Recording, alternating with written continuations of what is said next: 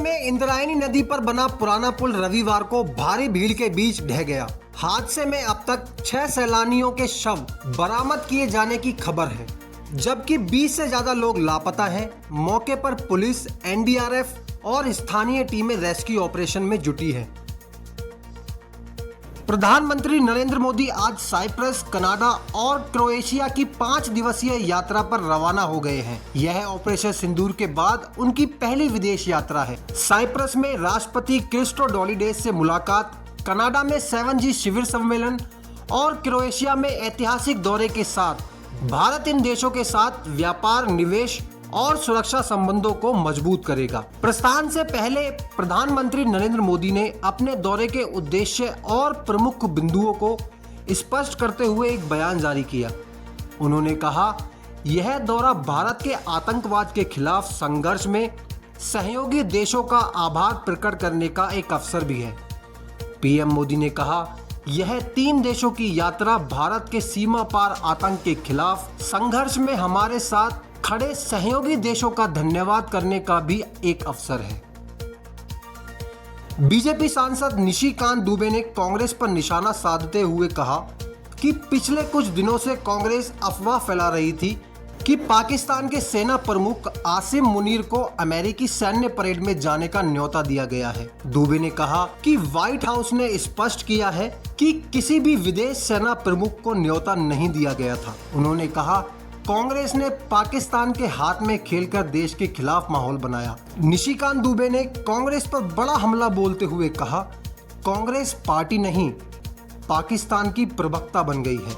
साथ ही उन्होंने अपने सोशल मीडिया हैंडल पर कहा कि पाकिस्तान, मुस्लिम लीग और कांग्रेस पार्टी में कोई अंतर है तो हमें जरूर बताएं।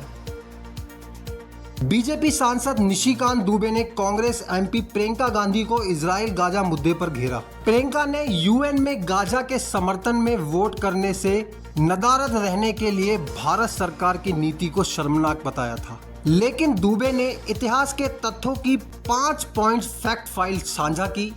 उन्होंने बताया कि नेहरू गांधी की सरकारों में भारत ने इजराइल को मान्यता दी थी और कांग्रेस ने 1992 में दिल्ली में इजराइल दूतावास खोला था।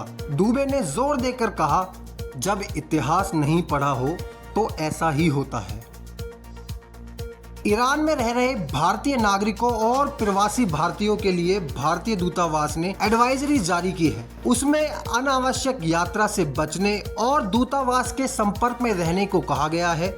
नागरिकों को सोशल मीडिया के जरिए अपडेट लेने और जरूरत पड़ने पर इमरजेंसी नंबरों पर संपर्क करने की सलाह दी गई है। बंदर अब्बास और जाहेदान के लिए विशेष नंबर भी जारी किए गए हैं। केरल के तिरुवनंतपुरम एयरपोर्ट पर ब्रिटिश नौसेना के F-35 लड़ाकू विमान की आपात लैंडिंग कराई गई। विमान में ईंधन की कमी के चलते ये कदम उठाया गया। पायलट ने रात 9:30 बजे इमरजेंसी लैंडिंग की अनुमति ली।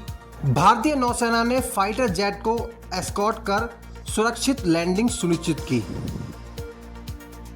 अमेरिकी राष्ट्रपति डोनाल्ड ट्रंप ने ईरान को चेतावनी देते हुए कहा कि यदि ईरान ने अमेरिका पर हमला किया तो अमेरिकी सेना पूरी ताकत से जवाब देगी। ट्रंप के अनुसार यह प्रहार ऐसा होगा जो पहले कभी नहीं देखा गया हो। ट्रंप ने सोशल मीडिया पर कहा कि ईरान पर इजरायली हमले में अमेरिका की कोई भूमिका नहीं थी। ट्रंप ने यह भी दावा किया कि वह ईरान इजराइल के बीच समझौता आसानी से करा सकते हैं। डसॉल्ट एविएशन के सीईओ एरिक ट्रॉपियर ने पाकिस्तान के झूठ की पोल खोल दी। उन्होंने पाकिस्तान के 3 राफेल गिराने के दावे को पूरी तरह खारिज कर दिया। उन्होंने कहा कि ऑपरेशन सिंदूर में भारत ने राफेल के नुकसान की कोई जानकारी नहीं दी और मिशन का उद्देश्य ही पूरा करना असली मापदंड होता है। उन्होंने द्वितीय विश्व युद्ध का उदाहरण देते हुए बताया कि युद्ध में नुकसान का मतलब हार नहीं होता। उन्होंने कहा, द्वितीय विश्व युद्ध के दौरान साथी राष्ट्र ने भी सैनिक गंवाए थे, लेकिन इसका ये मतलब नहीं कि वे युद्ध हार गए थे। सीबीआई ने इंटरपोल और अबू धाबी एजेंसी की मदद से ड्रग तस्करी रैकेट के मास्टरमाइंड ताहिर सलीम डोला को यूएई में गिरफ्तार करवाकर यूएई से डिपोर्ट करवा लिया है। 245 करोड़ की ड्रग्स तस्करी का मास्टरमाइंड था। और महाराष्ट्र में फैक्ट्री चलाता था। वह यूएई से पूरे नेटवर्क को ऑपरेट करता था।